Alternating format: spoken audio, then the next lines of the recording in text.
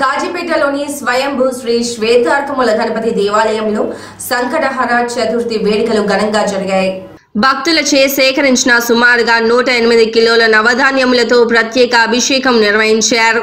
ఉదయం 6 గంటలకు పంచామృత అభిషేకం నిర్వహించి 9 గంటలకు నిత్య సహస్రం మోదక గణపతి మూల మంత్ర పవనం నిర్వహణ అర్చకులు రోహిత్, ఉపాధ్యాయ శివం శర్మ నిర్వహించారు.